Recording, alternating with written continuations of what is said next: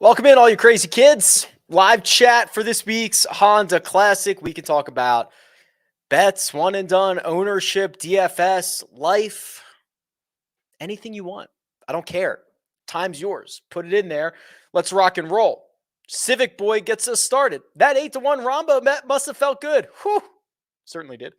Since that was a first for you for betting that low, does that change your strategy at all going forward? How's that card looking this week? Rick Run Goat. Oh, man. We are off with a good start. Yeah, I usually do not get down to the favorites or into the single digits.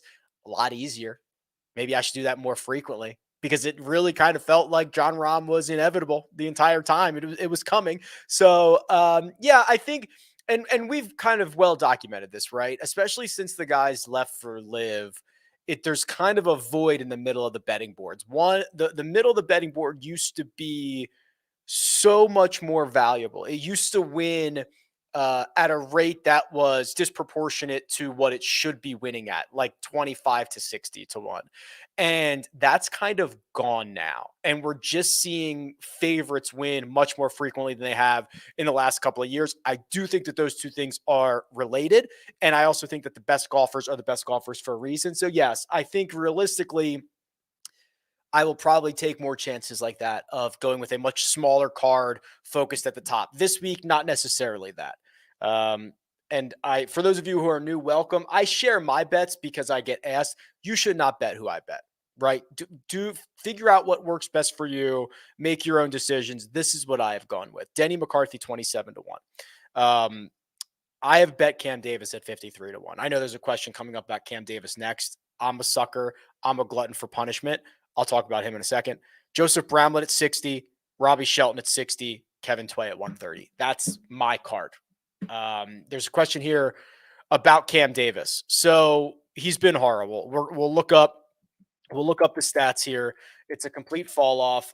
This is my website, RickRunGood.com. The question is in regards to Cam Davis continues to struggle. Do we need a sign? Do it at least need to see a sign of something before putting him back in our DFS lineups?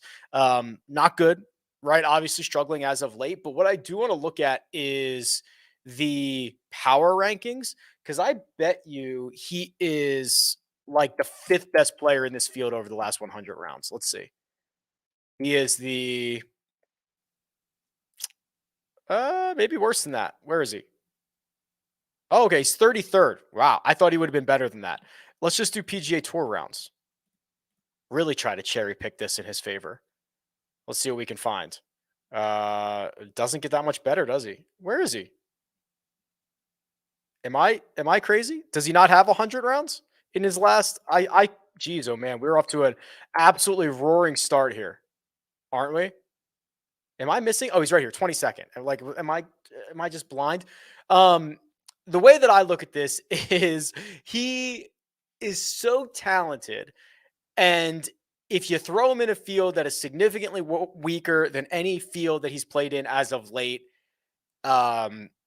you got to give him a little bit of a chance. And that might be wrong. I might be going down with the ship, but it's where we're at. D. Tubin, in my first ever one and done, I stink. I need a big one this week. I'm considering McCarthy or Dietrich. Who else should I consider? I think those are fine. I think if you're playing in a larger one and done with a lot more people, you should be considering the likes of McCarthy, Dietrich's fine. Aaron Wise would be fine. That's probably the short list. If you're front running a little bit, you can go towards the top of the board. Kuchar even I think would be fine. Billy Horschel would be fine. All of those guys, I probably actually lean like Horschel a little bit more than probably Thomas Dietrich, just because we've seen Horschel win somewhat frequently. And I kind of want to tap into that. And I think he's going to be pretty low owned. So any one of those guys would be generally fine, just probably based on your position and based on what you said that it stinks. You should probably just not be playing either Sungjae or Shane Lowry. Question here from Chris about Davis Riley, and if we have any insight on what's going on after a promising rookie season. No real insight. You look at the stat profile, and it's almost like a completely different guy. This stretch of golf that he had from Mexico, or call it Byron Nelson to the US Open, where he was gaining multiple strokes on approach every single week, was really special stuff. And he was contending a lot. And we just haven't seen that. It's been much more inconsistent in the ball striking categories. And he is not able to hit it well enough to out hit his short game, because his short game is even worse than that. He has not gained strokes in the short game since Sanderson Farms. And he's only done it once in his last 12 starts. It's just, a lot of things seem to be going wrong, which usually tends to be a longer turnaround time. Andy says, hey, Rick, how excited are you for the Rainmakers PGA Tour program? Yeah, so pretty excited. I got to do a little bit more research. So for those of you who don't know, Rainmakers is like this NFT trading card game that that DraftKings had for football. I don't think they had it for basketball. They had it for football, where to me, and I'm sure I'm on record saying this in the last couple of years, this was the natural progression for NFTs in the fantasy space. It was you open up packs, you get cards that are rare, and then you use those cards to build lineups. So that's the way this works in Rainmakers.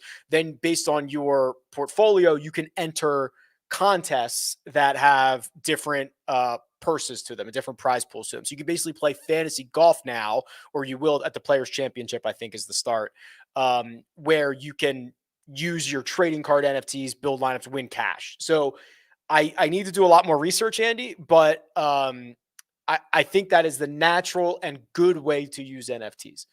Rick, I've climbed up into the top 20 of the full season run and done. Should I play it safe this week and let loose Sungjae, or do I take a chance here on someone like McCarthy and Dietrich? If you were in the top 20 of 1,100 people, play Sungjae or Shane Lowry. Higgo time.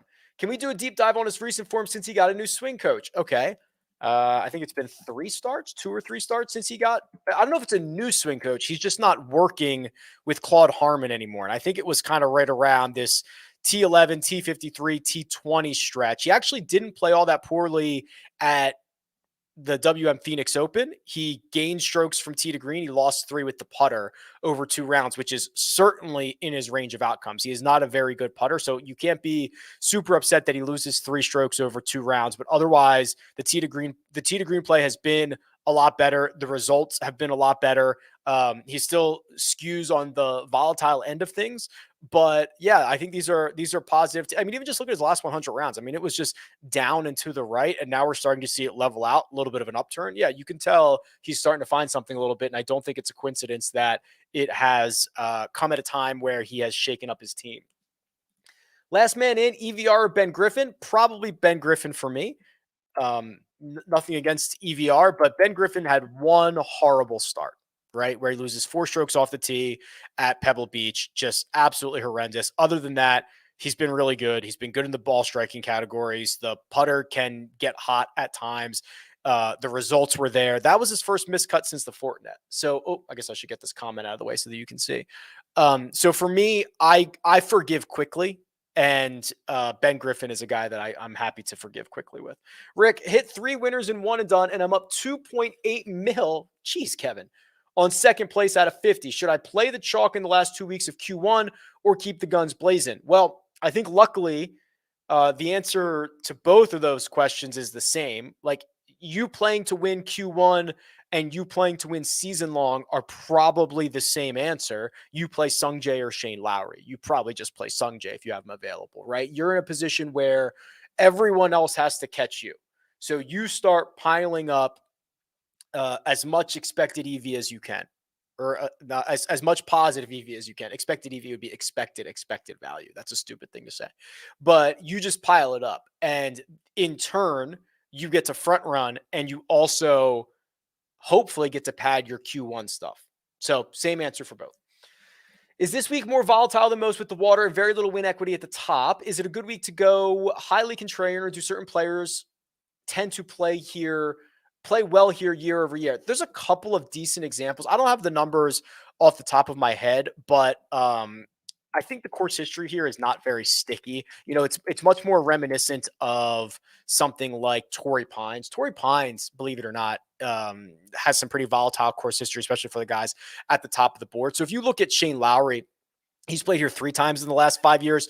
T36 or better in all of them, including a runner-up finish last year that he probably should have won. But even guys like Sepp Straka, who have won this event and have missed the cut in their last 4. Sungjae has done the same. He has won this event and he has missed the cut in his last 4. I don't think there's any real pristine course history hanging around here. Most guys have a missed cut, or they're just kind of like decent finishes. So I would say embrace your volatility, be a contrarian, leave a little bit of money on the table. This might get clipped and make me and sound horrible when he wins this, but like, we haven't gotten to the ownership portion of the show yet, but I'll just tell you right now, the cheat sheet at RickRunGood.com, and Mike Cavalunas has been doing a great job with the ownership projections, currently showing a 41% Sungjae Im. 41%. I'm not sure we have seen a full field event with a player being that highly owned. So there's only 2 ways to play Sungjae. And it's not matching the field. I think you either fade him, you don't play him, you don't play a 41% owned golfer at one of the more volatile spots, or you play 150 lineups and you put him in all of them. If you are not willing to do one of those 2 things, I think you're probably doing it wrong. So I will probably be taking the fade Sungjae approach, which is very, very scary. But like, let's be real, 41%, insane. What percentage of lineups do you think start Sungjae and Lowry? I don't know, 10, 15%, something like that. I mean, Shane is 26, Sungjae is 41. Who's going to play them both and then go down to 7,200 per player, as you point out, Hank Hill? 10%, 15%? Would at least, okay, that's the other, I guess there is an option 3. If you're going to play Sungjae, be very weird. Leave 5K on the table, 2 10K guys, 2 guys at 6,300. You know what I mean? Like, be very weird, I guess, is your third option. But I'll probably just take the fade side of things.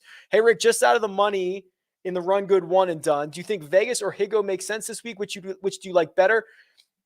I like Vegas better. I think Higgo is probably too deep. I don't think you need to necessarily go that deep. I'm not sure you need to go as deep as Johnny Vegas either. I think the answer is Wise, Horschel, Kirk, Kuchar, Minwoo, Denny. Like that, I don't think you need to go much further than that. Especially if you're just outside the money. But if you wanted to go to Vegas, I think that's fine. So I loved him at Phoenix. That worked out. Loved him at Torrey. That worked out. Didn't really like him at Genesis, and that was not working out for a while. Luckily, he faded on the weekend, but still T56. All things considered, he's a horrible putter, and I did not think Riviera was a great setup for him. That's probably better than what my expectations were. And now he's going back to a place where he's made 9 out of 10 cuts, has a couple of decent finishes. Maybe you get him on Bermuda and he putts a little bit better. He generally putts better here than he has as of late, but he's going to have to out-hit that putter. So I don't think Vegas is the worst option. Thoughts on Eric Barnes? Surely. So here's Eric Barnes coming off the miscut at Pebble Beach, T13 at the Farmers. A couple of miscuts in there. Excuse me. Sorry. This is a stat profile of somebody who doesn't have a lot of strengths and just kind of, but at the same time, it's like whack-a-mole, right? Some weeks it's going to be really good. In some areas, some weeks, it's going to be really bad. Another, like he went back-to-back weeks where he lost 3.5 strokes putting, gained 7. That's a 10-shot difference in 2 weeks. Here's a approach week where this is only 2 rounds where he lost a stroke and a half, but he gained 2 in 2 measured rounds before that. So that's a 2-stroke per round difference. So you're just going to get a lot of volatility here. Let me see about, man, he's pretty wild off the tee. 203rd in driving accuracy, 204th in distance from edge of fairway, which is a stat that says when you're missing big. So that is very, very scary on a week like this. There was a second follow-up question on Eric Barnes, which is crazy. Jay-Z's in the chat. My main man, Rick, stay winning. Thank you, Hove. Hova's worried about EVR hitting into the water 90 times, but he keeps showing up for me. Holla at the gang with what you think of him. Well, I would never turn away a question from the great Jay-Z. So who else was I talking about this with? God, somebody else whose stat profile looks a lot like this. I cannot remember. I'm sure I'll get to it in a second. But what my point being, the bar for EVR has been very low, but he's playing better, right? Again, very low bar, but he's playing better golf. T6 at the American Express, T50 in Phoenix, a much deeper field. The metrics, at least in the ball striking categories, have gotten a lot better. Again, it's easy to be a lot better when you were losing 5 strokes in the ball striking categories, but this is a little reason for optimism. I probably won't get to a big investment on it, Hove, but that's on me. Hey, Rick, should we read into the right and left rough tendencies if a player is ranked high in the other? Does that mean they're more likely or not to miss unless? Okay, so this is a concept that comes from generally where the trouble is. So I have this on RickRunGood.com. So there are a couple of stats the PGA Tour keeps, like this one. It's called left rough tendency, in which the lower the value is better, how often you hit it into the left rough. So, for example, Kadira, Stewart, Russell Knox, Mark Hubbard all do not miss left very often. The trouble at PGA National is generally right. So Ryan Armour, Garrick Higgo, Chris Kirk, Dylan Wu, Robert Streb, they all miss right less frequently than others. The question, though, around kind of how much importance do we put on that is, I think, more up for debate. It is one thing to say, oh, this golfer is always missing into the right rough. There's little indication of them trying to avoid trouble, right? Like golfers who miss right know they miss right. And if you have water right, are you now hitting a different club? Are you taking a different line? Are you taking a different approach? That's kind of the idea. Like if you just put everybody on a 3-yard wide fairway, you'll just see if they miss right or left more frequently. But I think there's a little bit more to it than that. So maybe use it to break ties. I'm not using it in any substantial way. Will skipping Sungjae and Lowry at the top and starting your lineup with 2 or 3 9K guys be popular? Seemingly not, Tyler, because we've got 41% projected ownership on Sungjae, 26 projected on Shane Lowry. So that's what, 60-ish% of people who are going to have one of them in their lineups. Maybe they'll have both or whatever, but seemingly 3 9K guys is not going to be that popular of an option. Can we do a deep dive on Taylor Pendrith? Sure. Hasn't been playing all that well. Let's take a look. So it says, I wanted to click him this week. His ball striking from this event last year through year end was great. Since the calendar year flipped, not so much. Agreed. Yeah. So I actually think the biggest concern that I have is the driver. If you go back, he is an elite driver of the golf ball. Very, very elite. Off the tee numbers are insane. Game 2, 3, 4, 5 in tournaments. And that is gone. I mean, he's been a loser over his last 4. The putter's been a lot better, but the approach, this is a pretty concerning stat profile. So I own a lot of Taylor Pendrith in like season-long leagues, and I'm obviously a believer of him long-term, but this is not a good look. For DFS, do you like to start with him and a bunch of 7K guys, or start in the low 9s and fill with 8 and 7K, the latter. Is Pearson Coody worth a look? I think yes. So don't confuse him with Parker Coody. His twin brother's also in the field. So it says, can we be early on the next Zalatoris, or is this guy going to be a bozo? So I don't think he's going to be a bozo. He's won twice on the Korn Ferry Tour in like his last 12 starts. He's just very, very volatile, right? I mean, he is basically winning or missing the cut. He's got a top 10 here at the Utah Championship. He has not played. Has he not played a PGA Tour? Okay, played the Byron Nelson in 2021. He missed the cut. I think he's very talented. And I think he's going to be very volatile. If you were looking for that, have at it. His brother, Parker, 3 miscuts in the database. He Monday qualified into this event. Let me hit this super chat. This is never required, always appreciated. This says, keep up the great work from Sheets. Don't have a question. If you don't want the $18, give somebody a free month. Okay, how about who's your favorite sub 7K golfer to just make the cut? Okay, well, much appreciated, Sheets. I'll tell you what. I will. Ooh, I don't want to clog up the chat though. I'll give away a membership, but I don't want people to comment. So let me think of something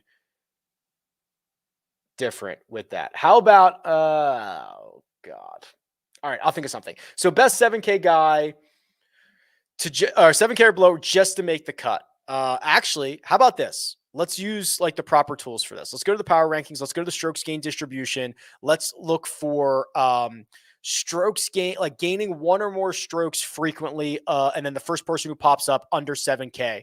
Paul Haley II, believe it or not, over his last 100 rounds, he only has 29 rounds, has gained at least a stroke 50% of the time. No upside whatsoever. Never gains 3 or more. Never gains 5 or more. But that's an interesting option. How about Sean O'Hare? Kind of a similar story. No, I think the answer is Paul Haley. He doesn't have a lot of rounds, but I think that's my answer. Thanks for that, and I'll figure out a way to give that out. Maybe let's do. I mean, I don't want to limit it to people on Twitter. I could say just go comment on the tweet that I put out 10 minutes before this show started. If you go comment there, all right, that's what we'll do. Armina will put the link in the description, or she'll drop it in the chat.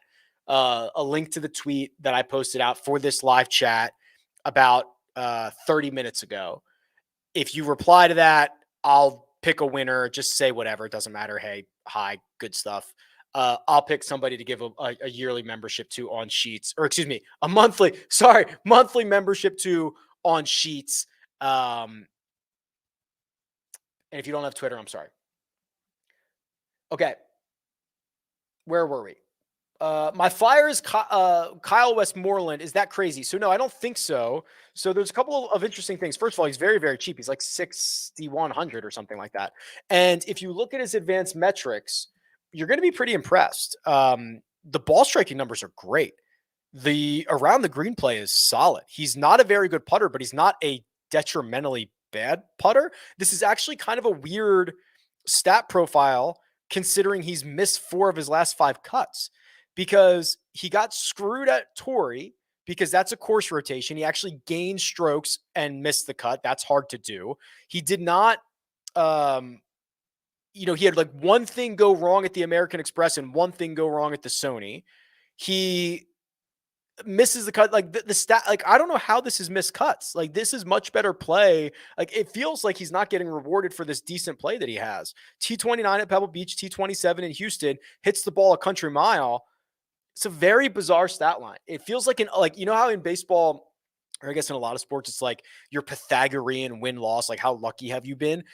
This feels like a very unlucky set of results compared to his stat profile. Where are you leaning in the one and done now that Noren withdrew? Yeah, so good question, TJ. So I've just been playing my position. So I think I'm in 5 or 6 one and dones. 2 of them, I'm lucky enough to be, one of them is a small one. It's like 25 people. I'm in first. I've already used Sungjae, so I'm playing Shane Lowry. Another one, I'm in second out of like 130. I have already used Sungjae, so I'm using Lowry. In the bigger ones, I have opted for just spreading it out. One has Billy Horschel. One has Aaron Wise. One has Denny, I believe. I have just kind of scattershotted the rest of them in hopes to find a little winner somewhere. Any thoughts on Justin Suh? Feels like he's the guy getting squeezed here in the 7K range. Let's look at Jay Suh and see how it's been. It's been okay. WD from the Pebble Beach Pro-Am, was he injured? I don't know, but he played 2 weeks later. He finished T40 at Genesis. Gained 4 strokes putting. He's a pretty good putter, right? 4.42, -1, -0.5, 4 in his last handful of starts. Short game's actually not bad at all. Whack-a-mole with the approach play. Whack-a-mole off the tee. A little bit concerning because of how important those stats are. But okay, this is better than I thought. It's like a 4.5 out of 10. Nothing crazy. The only missed cut he's had since the CJ Cup was the WD. So he's figuring a way to get to the weekend. I don't think it's glaringly great, but you could probably do a lot worse than that. Here's a question about Dylan Wu. Do a little bit of a deep dive on Dylan. Not Fratelli, Wu. Get him out of here. Okay, there we go. This lacks a little bit of upside for me. You know, his best finishes are T29 at Pebble Beach, T32 at the American Express. He makes a decent amount of cuts, but really never cracks into the top 10, right? I mean, his best finish on tour is, what, a 10th place finish at the Zurich? Is that his best finish on tour? It might actually be, which is a team event. So this is, if Justin Suh was a 4.5, this is like a 3.5 out of 10. Better for making cuts, probably not as good for getting to the top end of the board. Who do we see back on tour sooner, Daniel Berger or Anthony Kim? There's another question right after. It says, have you heard any news on Daniel Berger? I have. I don't know if it's my information to share. I will say I do not believe it is necessarily live related at this point.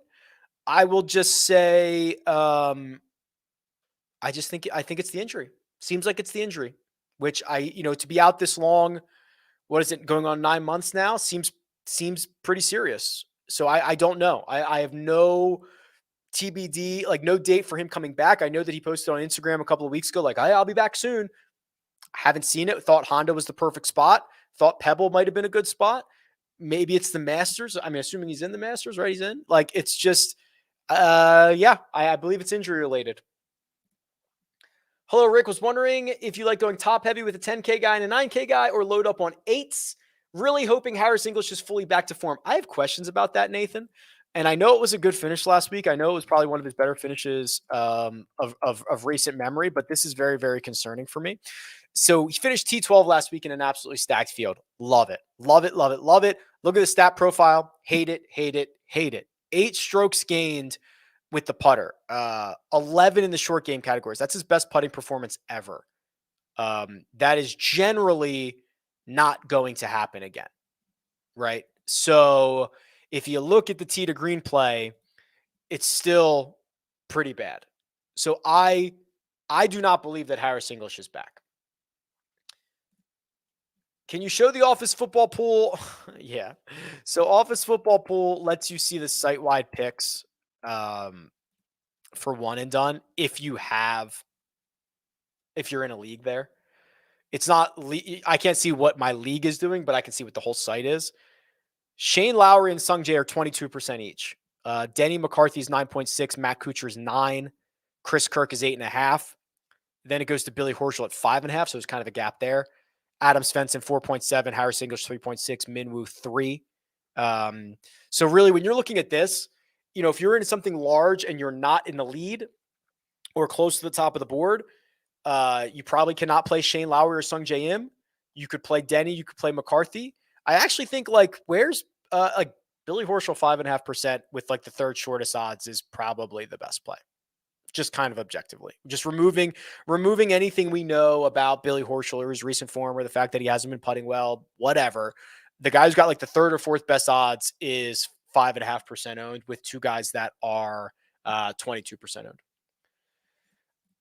I feel like everyone was scrambling to bet Svensson and cut his number in half, but I just don't get it. I'm with you. I am certainly much more bearish on Svensson than probably the rest of the industry. Similar thing to what we saw from Harris English. I don't really care if you finish T9 at Genesis, if you gain 11 strokes in the short game, which is what he did, and you lost off the tee and you lost on approach. I just don't really care.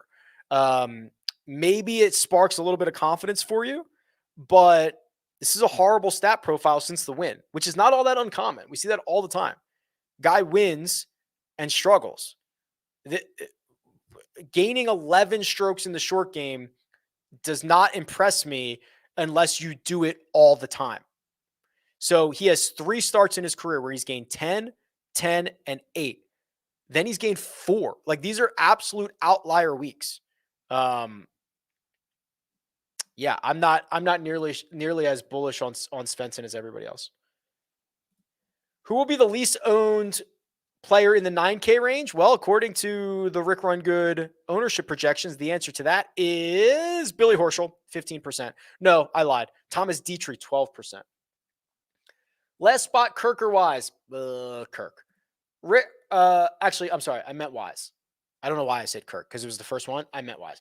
Hey, Rick, I know Cooch looks like my grandpa, but he seems to be playing halfway decent golf. Is this a decent fit for him? Yeah. Okay. So, actually, I might have also sprayed Kuchar into one of those one and dones, like one of those like 4 or 5 that I just spread around. I might have sprayed Kuchar into one.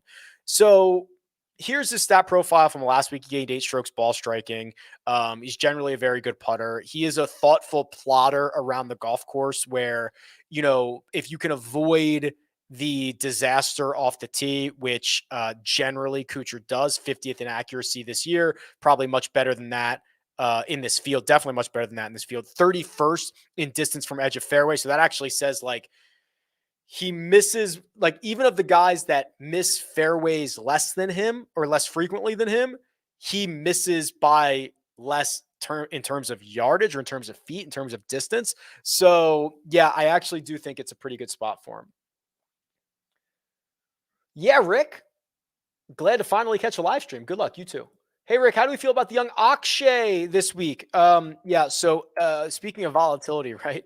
Let me show you Akshay's stat profile. Had a good run at the event that he won last year, this Bahama, like the 2 Bahamas events were great to him. Then he kind of went to Panama and he went to the Astara Golf Championship and didn't play particularly well there. I think he had said something.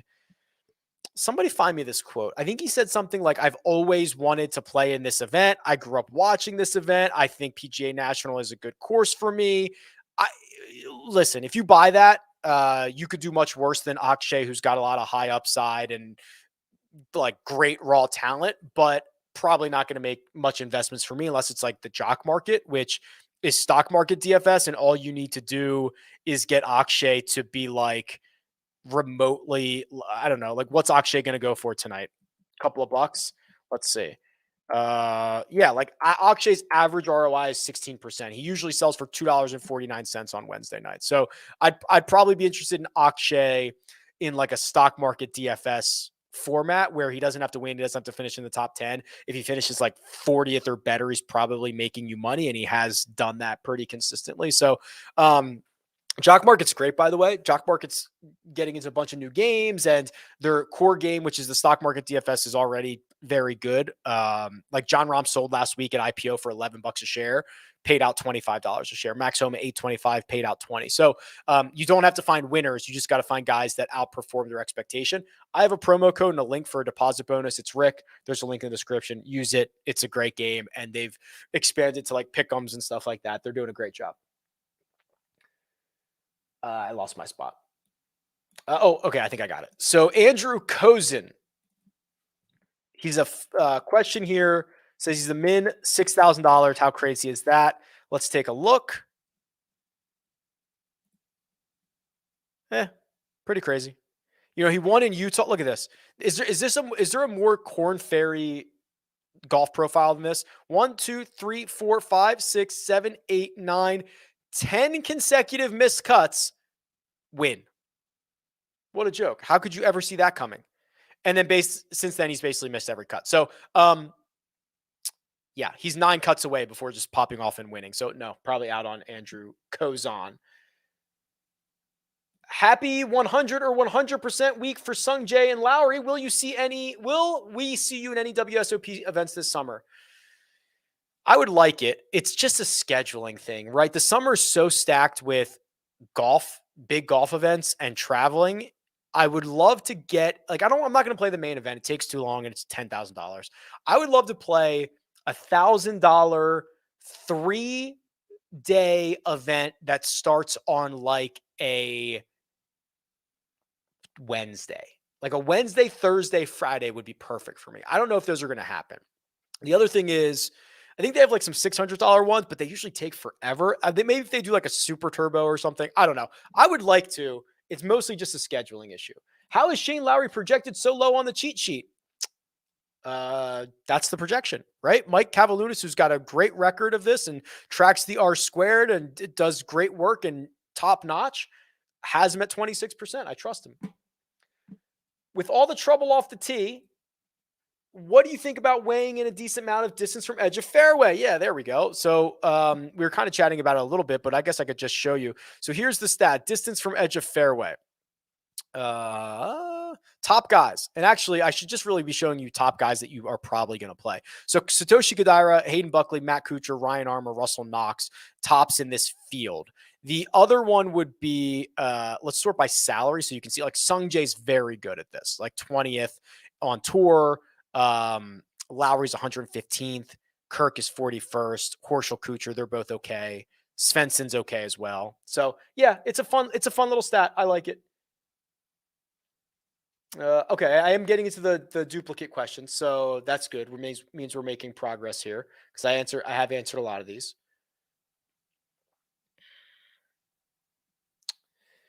I had to pick up Danny Willett in a season-long fantasy league.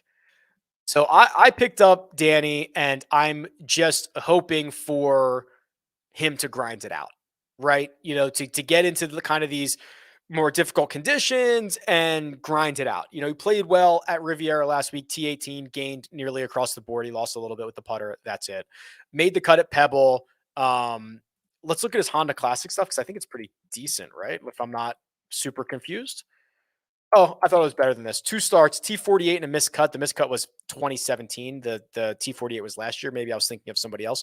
But yeah, this is Danny Willett, when par is a good score, gets more valuable. So yeah, I think it's fine. I picked him up in a season-long league.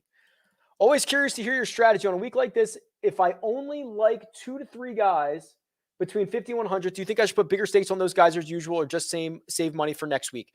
I generally do the same thing every week. That's my personal opinion. There's probably no right answer. It's your money. Spend it how you want, but I generally do the same thing every week.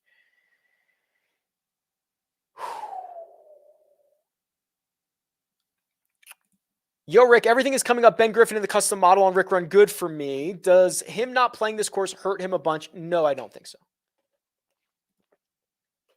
Who's your best top 20 at bet of the week? Joseph Bramlett. Is this the week Billy Ho wins in Florida? It would be great for one of my one and dones, but no, probably not. I mean, he's good enough and is a high enough caliber of golfer to look at this field and kind of just snap into it. But this is not a great stat profile, right? And he's losing strokes with the putter in 2 of his last 3, which is a little bit concerning. And when Billy's out of whack, he's like generally out of whack for a long time. He's kind of a streaky golfer. Also, not that I'm against this, but this is arguably the worst logo in all of golf. So he is sponsored by a company called BDO. I legitimately thought he was sponsored by a company called LBDO because the logo is literally an L next to BDO. So I was like, oh, let me look up like Billy Horschel LBDO. Like, what is that company? I have no idea. And it's a libido company. And I'm like, great. Billy Horschel, sex positive, no problem. That's awesome. I come to find out that's not, BDO is some other company. I don't even know what they do, but this is legitimately the worst logo when no one knows what letters they are. Who's paid? How am I not getting paid $1 million to do like the branding for LBDO or BDO? It's horrible. Horrible. Sorry. If Im, Lowry, and Wise are off the board, who is the next top golfer? McCarthy, Kuchar, Minwoo? I'm a believer in Minwoo. So I would probably say it's Minwoo. I mean, we'll do the Minwoo thing real quick. I mean, the realistic answer is they're all like razor thin. But okay, here's my rant about this. Golf is played globally. And if you are not looking at global results, you're probably doing it wrong. So Minwoo hasn't played a PGA Tour event since the Open Championship. Well, he's played like 18 times since then. And he's played really, really well. DP World Tour, he's got 8 top 13s in a row. 5 of them are T3s or top 3s, podiums. Great metrics across the board. He played in some of these events with some stars. Yes, they were weaker fields, but there were some stars in these fields. I like Minwoo a lot. He made the cut in 3 majors last year. I think Minwoo might be the next best player. Okay, so let's look at Patty Harrington because he's got the again. This is why I hate to like shamelessly plug RickRunGood.com, but if you are not on RickRunGood.com, where you're not getting Padraig Harrington's European Tour and Champions Tour data, like what are you doing? Seriously. Like I make this database because I want it and I love it and I want other people to love it too. You got to have it. So here's why, like in raw strokes gained, Patty Harrington pops off because he's been dominating the Champions Tour. And then when he's played on the European Tour, it's actually been pretty decent, right? So Alfred Dunhill Links, he finished T17. Abu Dhabi, he finished 4th, which is crazy.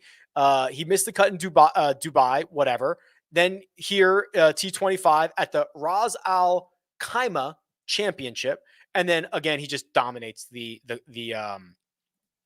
dominates the senior tour, and his Honda Classic results are, well, they're not great. He's missed 5 cuts in a row, but he won this event in 2015. So yeah, again, I think you could probably do worse than Patty Harrington.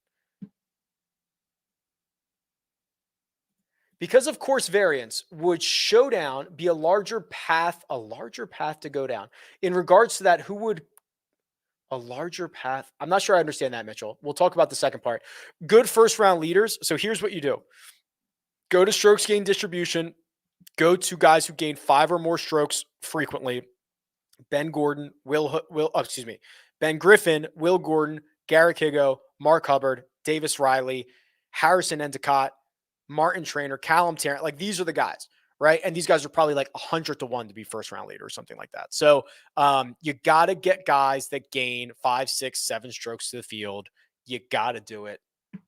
Have at it.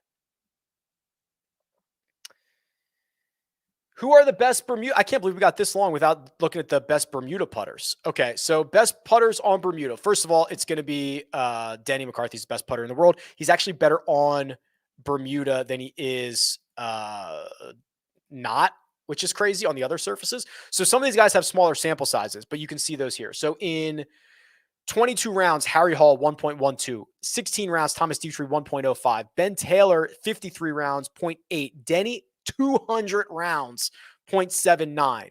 Other guys with larger sample sizes, over 100, Kuchar, Horschel, English, Brian Gay, JT Poston. Last man in, Malnati, Riley, Moore, or Poston? Poston. Is Jaeger the real deal? He's been good whenever he's played. I like Jaeger. We've been tracking Jaeger for a long time, back to the Corn Ferry. And he is, to me, a very solid player. What's that? 1 miscut at Phoenix, 1 miscut at Bermuda. That's it going back to the 3M Open. The miscut at Phoenix, absolutely stacked field. Doesn't putt very well. The rest of his game's fine, right? He's an above average PGA Tour player, now getting himself in the weakest field. Are we going all in on Kevin Tway or what? This is not an all-in situation, but this is not like when I saw Jon Rahm in person in Phoenix and was like, holy crap, he's going to win Riv. That's the way I felt. I walked with Jon Rahm on the weekend in Phoenix and said, holy crap, he's going to win Riv. I saw a lot of Kevin Tway this week. I do not think he's going to win this golf tournament, but I was pretty impressed. Right? He was kind of keeping everything in check. He was kind of in some weird spot. I thought he played well. And I went and looked up his stats, and he's now made 5 of his last 6 cuts. He's got a T40 and a T32 at the last 2 elevated events. This is a much weaker field. This is, I think this is the guy that I was thinking of, where the bar was very, very low, but he's playing much better than he had been. And I laid some eyes on him, and I was pretty impressed. Relatively impressed, right? He's not like when I watch him and Victor Hovland play, it's completely different games. But I was pretty impressed with Kevin Tway. There is a super chat, which is much appreciated, never required, from the Kings, that says, "What do you think of Ben Martin?" So let's do that real quick, and then I'll pick up my spot. So here's Ben Martin. Oh, this actually isn't that bad. Gained multiple strokes from tee to green in 4 of his last 5. Ball striking numbers solid. Putter above average. Okay, the Kings, way better than I would have anticipated. The results aren't always there. Missed the cut at Farmers, missed the cut at the American Express, but T13 at Pebble, T32 at Sony, T21 at RSM. This is way better than I would have anticipated. How does he putt on Bermuda? It's his best surface. He's not great, like 0.08 per round, but it's his best surface. Okay, yeah, have at it. Love it. We all know Sungjae's a workhorse. Do you envision any other tournament where the field will be this week again? And Sungjae will play? Will he play 3M? Will he play like John Deere? Will he play? Well, that might be it. This is going to probably be the weakest field of the year. I mean, it's a sandwich of 5 weeks. 4 of them are elevated events. Like, this is the odd man out. So no, this Sungjae probably will not play another event where the field is this week. Shane Lowry is going to birdie or eagle every hole. I will take the under. Thoughts on Tano Goya? Yeah. So actually, 2 guys that I think need a little bit more respect. Goya and Augusto Nunez. So here's Goya's stat profile. That's 3 made cuts in a row. T55 at Pebble, T53 at Farmers, T26 at the American Express. Stat profile's fine. A couple missed cuts before that, but that's like coming off the Corn Ferry, can kind of be expected. If you look at what he did on the Corn Ferry, it was pretty volatile. Augusto Nunez is kind of interesting as well. If you're really desperate, he hits the ball. I saw him at Torrey. He hits the ball really well off the tee. Not a very good putter. I don't know if we even have, I bet you we don't even have any Bermuda numbers on him. Probably don't. Yeah. I'll tell you what, he's half as bad on Bermuda as he is on other surfaces. It's still very bad, but I like the way he hit it. He's made 3 out of 4 cuts.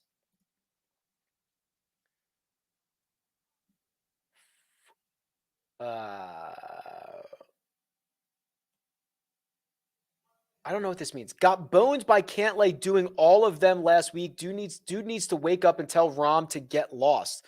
I don't know what that means.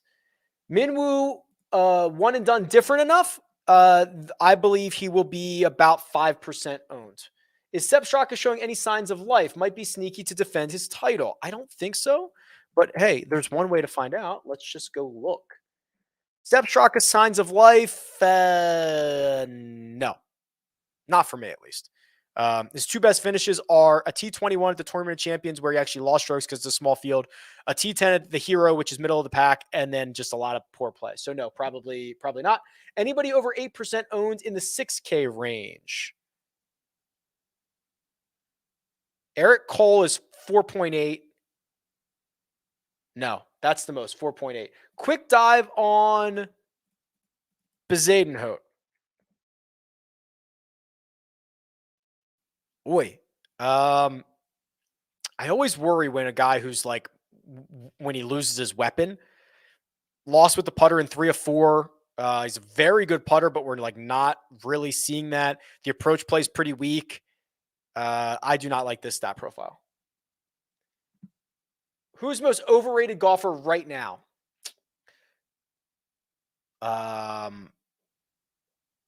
Boy, am I just gonna call somebody out? Harris English.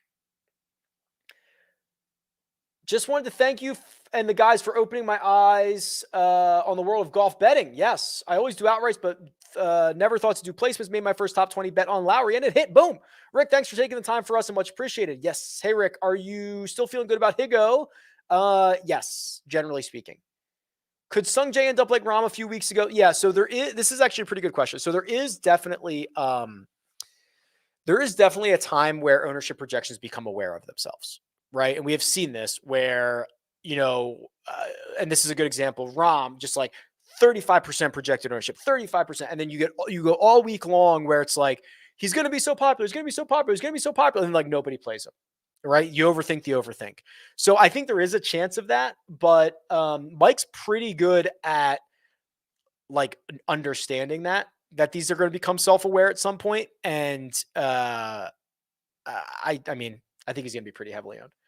How is your season-long fantasy team going? Do you have a full roster? Well, I have 8. I have 8 teams. Some of them are doing great. I have one that's like 0-5 or something like that. Yes, I have fielded teams in all of them because that is like, it's essential. So I have dropped guys I didn't really want to drop, but like, I'm not going to give up a week. This is like the showcase league that we have where, it's a bunch of people that you guys probably know. So I'm playing Jason Sobel this week. We're both 4-2. 4-2 is a 3-way tie for first. And it's very tight. So 3 teams are 4-2, 2 teams are 3-3, 3 teams are 2-4. So it's razor tight. Here's my team versus Sobel's team.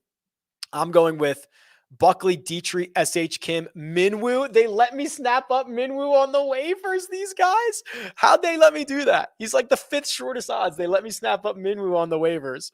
Taylor Pendrith, Adam Svensson is the team that I'm rolling out. He's going with Bez, Fratelli, Hardy, Palmer, Davis, Riley, Eric Van Rooyen. I don't want to jinx myself. I think I'm the favorite in this, right? I mean, I've got Minwoo's got the shortest odds out of anybody on either of these teams. Dietrich, Buckley, I mean, Svensson, whatever. I'm not even that bullish on Svensson, but I think I'm the favorite in this. You guys let me know. Am I the favorite in this? I feel like the favorite in this. Doesn't mean I'll win, but I feel like I'm the favorite in this.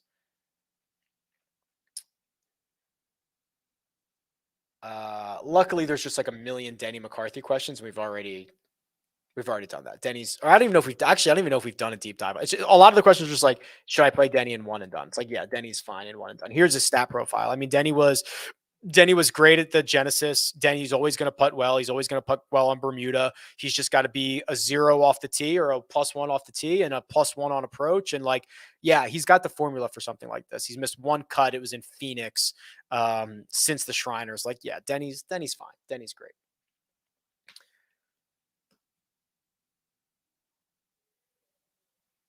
Here's the tweet. If you go comment on this tweet, Armina put it in the chat. If you go comment on that, I'll give away a monthly. That's from Sheets. Talked about these guys. Is there a reason nobody's talking about Dietrich? I don't know. They should be, right? I feel like I talk about Dietrich constantly. So I don't know what the deal is, but just continues to play well. This is exactly what we expected. This is what, I mean, I drafted Thomas Dietrich so high in season long leagues. I'm playing him this week, right? Yeah, of course. Okay. So I drafted him so high because of like, this is what we were expecting. Right? He played so great through the fall, played a ton through the fall. Now he's getting his feet wet on the PGA Tour. T26, T37, T37, T33. And the last one was at Genesis. Let's go. Is this a breakthrough spot? Is it a breakthrough spot for Dietrich? Saul Noren was out, headed to Live maybe? I doubt it. I think Live's pretty set at this point. And I don't think so. I think it's just probably a lot of golf. Because he played the last 2 weeks and he probably is playing Bay Hill and he's probably playing the Players, right? So I imagine he's taking a week off after 2 missed cuts and trying to figure his game out. Hey, Rick. This has been talked about a lot. Do you see any correlation between the Sony and the Honda other than the course rotation thing? Well, neither of them are course rotations. I don't know that, Dave. I'd have to look into that. How much are you weighing the proximity buckets? Not much. I rarely do, and this is not a week to be doing that. We can do the Lee Hodges thing because the Lee Hodges thing is interesting because he played well last week, but that was like his first non-missed cut, I think, in a while. Yeah, so it was 5 missed cuts in a row, a T18. He gained across the board. Cautiously optimistic because I'm a believer. Like, I like his game, so I'm cautiously optimistic. But when you snap out of a 5-cut streak and you are, I know he gained across the board, but when you're led by the putter, right? That's your leader and you're not a very good putter. That is, feels a little trappy, feels a little fool's goldy. So cautiously optimistic there, but no significant investments there. I feel like I'm speaking a different language. It says you don't sound at all excited about Minwoo. What? That can't be true.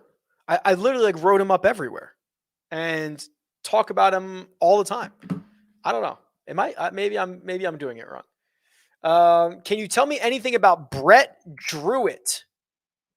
Try. See what we have on him. Woo! Doggy. He's feeling it on the Corn Ferry, isn't he? T4 Bahamas, missed the cut at the other Bahamas event. T8 in Panama. That was the event that Pearson Coody won. T3 at the Astara Golf Championship. That's actually not bad. I'll tell you what, he's never been able to translate it to the PGA Tour. He's missed like 8 of his last 9 cuts on the PGA Tour. But is this event feeling more like a Corn Ferry event? And he's playing great golf? That's not bad. I'd prefer this over Kozan. That's not bad. Rick, congrats on Rom last week. John Rom. Could you run a model emphasizing bogey avoidance, double bogey avoidance, green and regulation, hard scoring, and a pick of your choice last 36? I can get you close to that. So, all right. Custom model, RickRunGood.com. Let me get you close to this. So I can get you bogey avoidance, I believe. Where's that? Bogey avoid. Okay, so 1, 2, 3. Okay, so put 25 on bogey avoidance. Hard scoring, course types, hard. Oh, 25. Greens in regulation. Do I even have? Yeah, I usually don't even use greens in regulation. And a pick of my choice. Ooh, okay. So you've done bogey avoidance, hard scoring, and greens in reg. I'll do approach in the last 36. Our combined, me and Malat's combined model, Ben Griffin number 1, Kuchar number 2, Charlie Hoffman 3, Nick Hardy 4, Sungjae 5, Dietrich, Gordon, Kirk, Bramlett, yes sir, Russell Knox. That's our top 10. Good luck to us. Hey Rick, Joe Idoni mentioned that right misses on this course are bad. I know I can find data on the golfer profile, but is this a way to sort by right rough misses? Yeah, so we kind of talked about this a little bit. Go to the Holy Grail, go to stats, go to right rough tendency. I think it's a fine stat. I think that there is a little bit more nuance to it. I'm not going to use it as a the end all be all, but maybe it breaks ties for me, something like that. Kadira keeps popping. So this is Kadira or Austin Cook to make the cut. Kadira pops up in a lot of like the safety categories. Like don't miss the fairway, don't miss off the tee. Like that he pops up in there.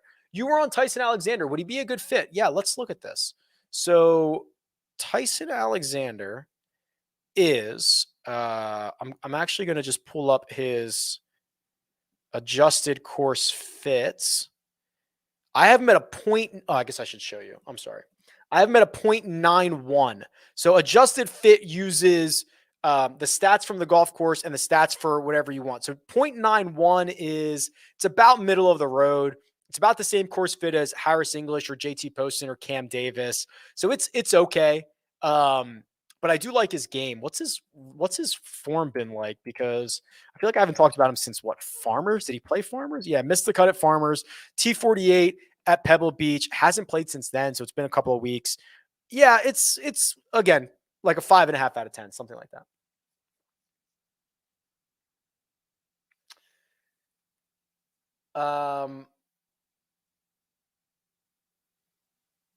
Would you consider?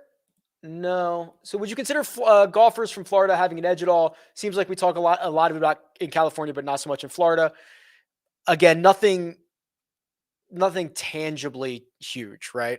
If you want to break ties for guys who live like in Palm Beach or in Jupiter or play Florida golf or play on Bermuda a lot, that's fine. But I don't think there's as much nuance to Florida golf courses as there are California golf courses. Like when you have Kikuya drink and you have POA, there's just like way more nuance to that as opposed to just like flat Bermuda courses that have water everywhere.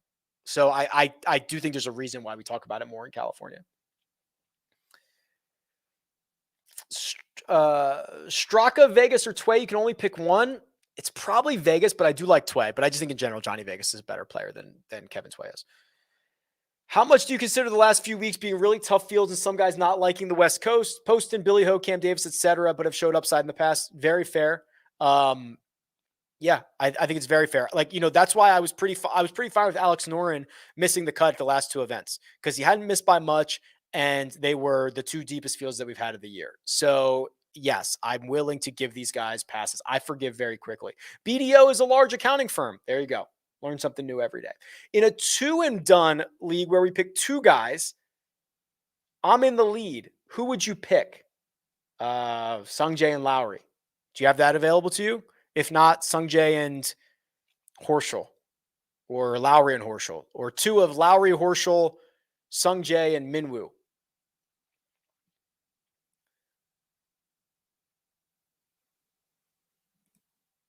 In a tournament where anyone and everyone seems to miss the cut, who are the higher owned guys who are fool's gold? In your opinion, seems like Svensson is one. Yeah, I mean, all these high price guys, or excuse me, highly owned guys are super scary. And then when you combine that with the stat profile, like the stat profile of Aaron Wise, I don't think is that great. You're just kind of going off long-term stuff. The stat profile for Svensson, like, I think is super bad. The stat profile for Harris English, I think is super bad.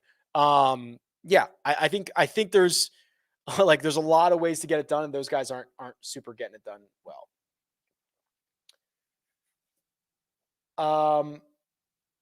So this is a question about how you figure out projected ownership. This is Mike Cavalunis's answer, but the general thought is, I mean, and there's a lot of guys who do this, that what we've seen over the last 5, 6, 7 years of doing this is that the general public will generally do the similar things. They will find guys with good course history and lean on them. They will find guys who are playing well. They will build lineups in similar ways. And when you start learning those indicators, you can start to project what the ownership is going to be. So it's obviously much more complicated than that, but that's kind of the gist of it. In second in a big one and done, recommend using one of the top dogs because ownership doesn't matter for me. Yeah, ownership doesn't play one of the big dogs.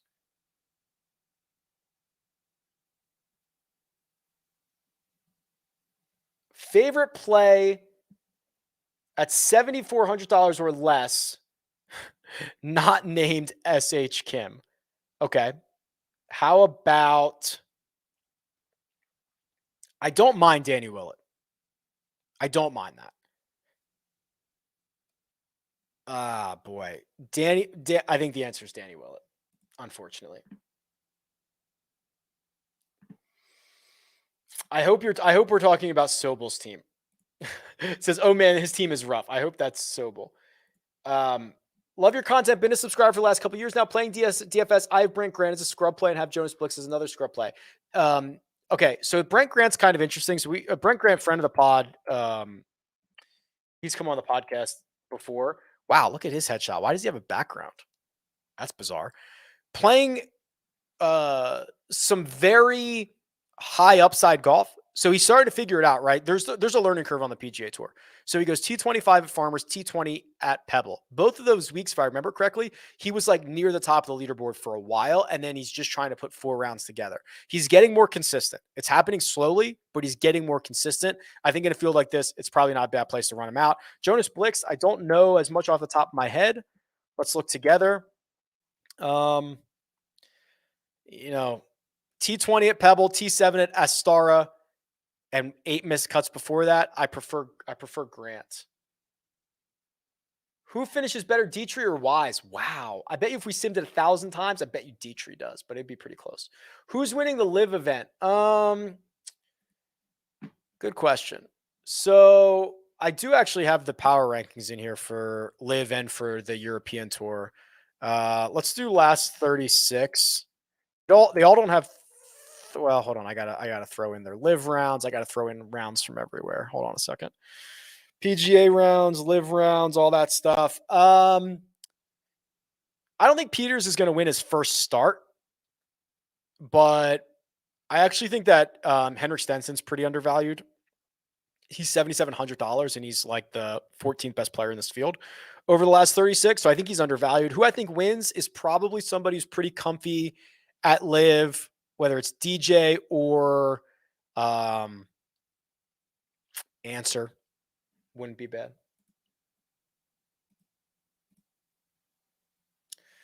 Why do DP World Tour guys often struggle on the PGA Tour? So a couple of reasons. One, it's just stronger, right? The fields are just stronger. Even the weaker fields are stronger. The unfamiliarity with the golf courses. This is something that we talked with Trevor Immelman about a couple weeks ago, talking about how the international players have to always play away games and how that is never really factored in. And just like the crowds are against you, the familiarity of the golf course, like you've just zero experience.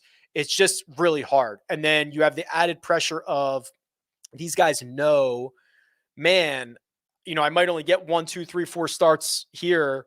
I better take advantage of these. And it just is like added pressure as well. So I think there's a lot of reasons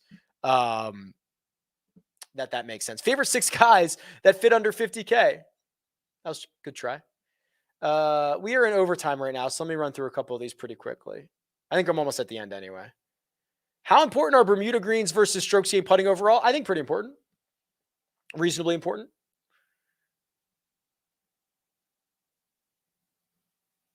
I think I've answered a lot of these. I think we're done. Is there a bet available for over under final score? Usually. You want me to actually look and see if I can find it real quick? All right. Let's see if I can just find this really quick. Let's see if I can find winning score, tournament props, winning margin. No, not winning margin. No. Where do they not have this anymore?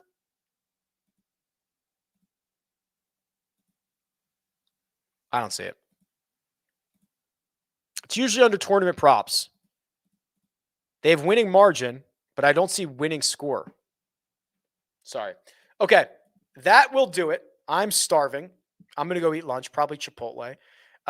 Yes, Oliver. I'll tell you what, though. Oliver was with my parents while we were traveling. I'm pretty sure he likes them more. Super spoiled. Like, we had to like claw him out of my mom's hands. Like, he's like, nah, I'm good. Like, I'll just live here now. So, but he is happy to be back. We're happy to be back. Hopefully, I love getting out on the road, but it's nice to be home. Okay. Go subscribe to RickRunGood.com. Go join us tonight for the Power Hour, the Jock Market Power Hour. That's 8:15 p.m. Eastern time. We'll rock and roll. Otherwise, thanks, guys. Appreciate you. See ya.